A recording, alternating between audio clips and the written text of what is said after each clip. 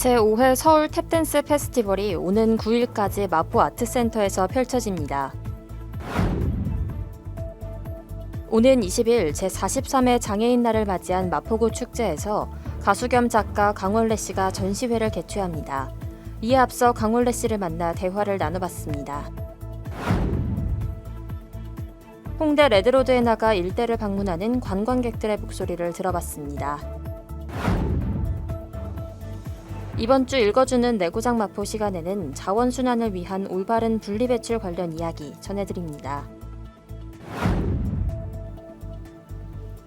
여러분 안녕하십니까? 4월 7일 마포투데이입니다. 첫 소식입니다.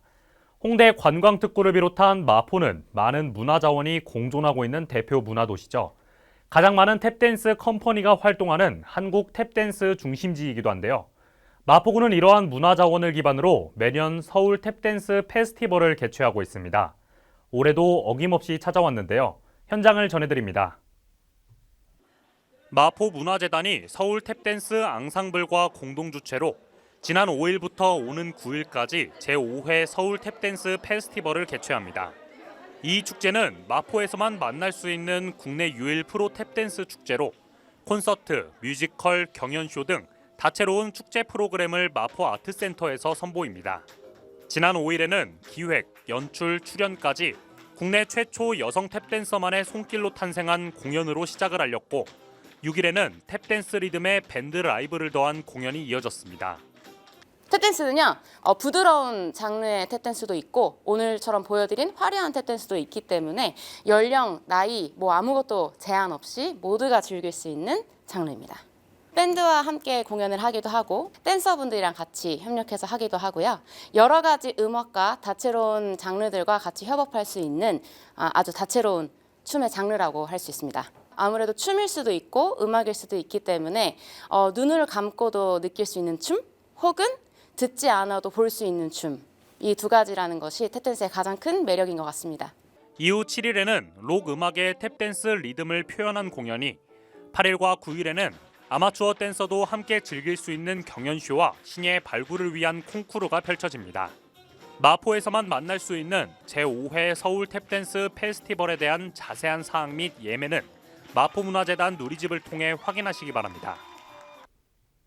마포구가 제43회 장애인의 날을 맞아 오는 19일부터 20일까지 제1회 마포구 사람을 보라 축제를 개최합니다. 모두가 함께 즐길 수 있는 축제인데요. 그중 20일 유명인의 전시회가 열립니다. 인기 댄스 가수죠. 바로 강원래 씨인데요. 축제 중 전시회를 개최할 예정이라고 합니다. 그 전에 저희 마포TV가 가수 겸 작가 강원래 씨를 만나봤습니다. 우울한 날이 계속 이어질 땐 신나는 음악에 신나게 춤을 춰봐. 나처럼 이렇게 리듬에 맞춰 다리 샤바라빠빠. 1990년에 데뷔한 강원래 씨는 클론이라는 댄스팀을 통해 한 시대를 풍미한 댄스 황제였습니다. 특히 꽁따리 샤바라라는 명곡으로 경쾌한 멜로디와 희망적인 가사를 통해 대중들에게 큰 사랑을 받았습니다.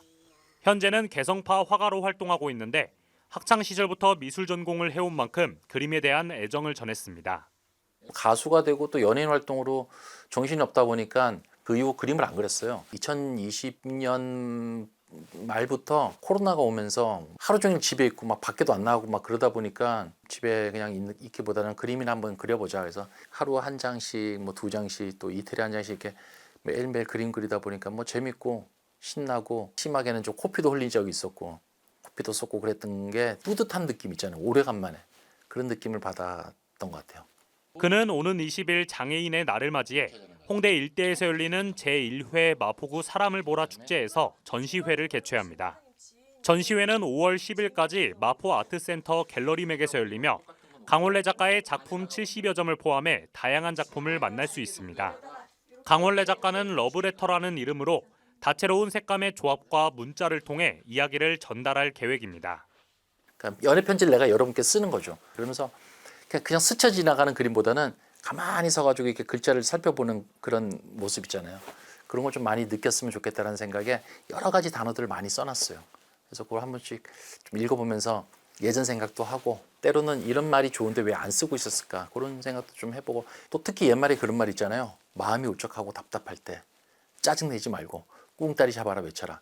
그래서 꿍따리 잡아라 그 가사 속에 있는 단어처럼 뭐 기쁘고 또 슬프고 때로는 힘들지만 그래도 좌절하지 말고 열심히 살아가자, 재밌게 살아가자, 긍정적으로 살아가자 그런 메시지를 전해드릴 테니까요. 많이들 나오셔가지고 좀 신나게 즐겼으면 좋겠습니다. 이번 제1회 마포구 사람을 보라 축제는 4월 19일부터 20일까지 이틀간 진행되며 장애인의 날 기념식, 전시회 및 음악회 등 다양한 행사가 진행될 예정입니다.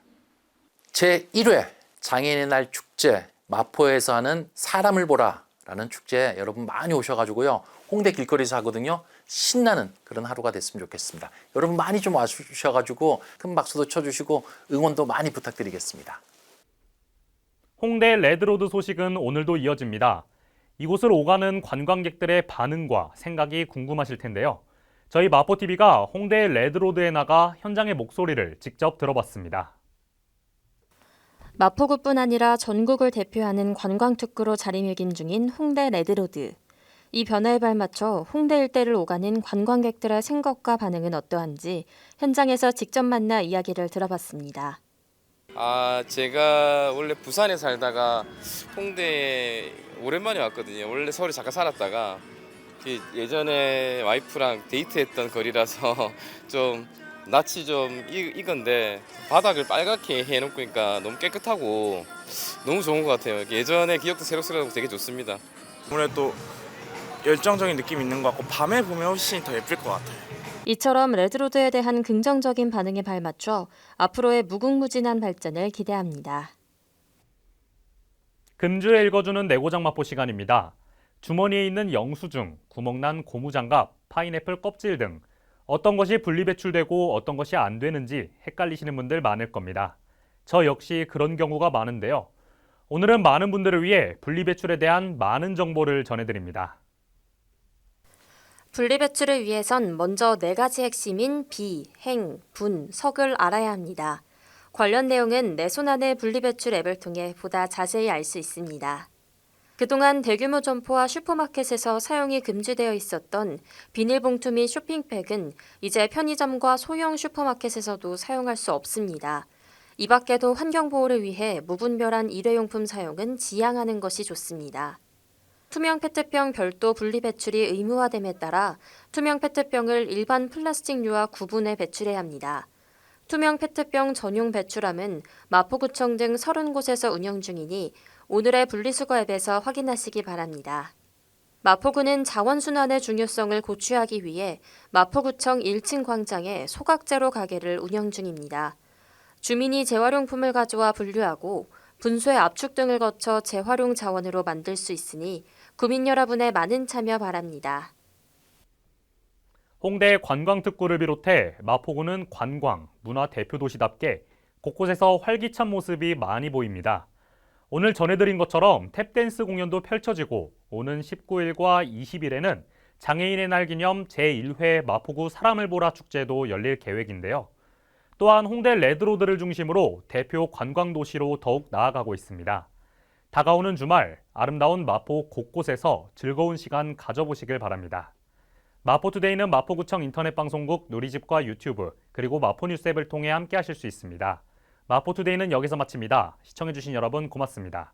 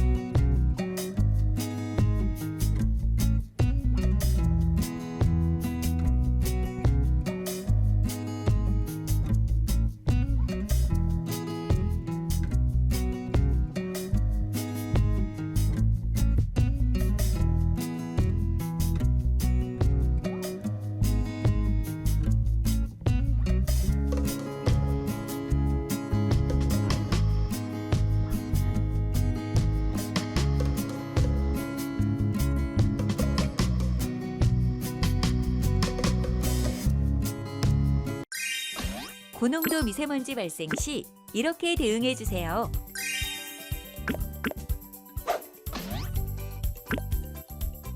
먼저 에어코리아 홈페이지 또는 우리 동네 대기질 애플리케이션으로 미세먼지 농도를 확인하세요.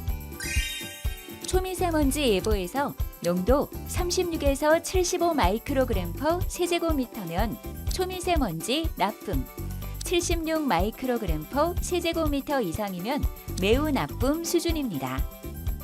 권역별로 미세먼지 농도가 75 마이크로그램 퍼 세제곱미터 이상으로 2시간 이상 지속되면 고농도 미세먼지 주의보가, 150 마이크로그램 퍼 세제곱미터 이상으로 2시간 이상 지속되면 고농도 미세먼지 경보가 발령됩니다. 꼭 외출해야 할 때는 식약처의 인증을 받은 보건용 마스크를 바르게 착용해 주세요. 미세먼지 농도가 높은 도로변, 공사장 등에 머무르는 시간은 최소화. 알고 계시죠?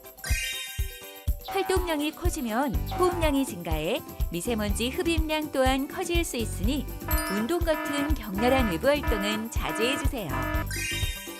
이동할 때는 자가용 대신 대중교통을 이용해 대기오염 발생량을 함께 줄여주세요. 집에 돌아오면 신발과 옷에 붙은 먼지를 털고 깨끗이 씻어 몸에 붙은 미세먼지를 제거하는 것이 좋습니다. 양치질도 잊지 마세요. 노폐물 배출 효과가 있는 물, 항산화 효과가 있는 과일과 채소 등을 충분히 드세요. 실내에 머물 때는 환기가 중요합니다. 실내외 공기 오염도를 고려해 적절히 환기해 주세요. 환기는 하루 3번, 30분 이상, 실내 오염도가 높을 때는 자연환기 또는 공기청정기 등으로 기계환기 실시합니다. 실내 물걸레질 등 물청소를 하고 조리 시에는 주방 후드를 가동하고 창문을 열어 꼭 환기해 주세요. 고농도 미세먼지 대응 요령으로 우리 함께 건강 지켜요.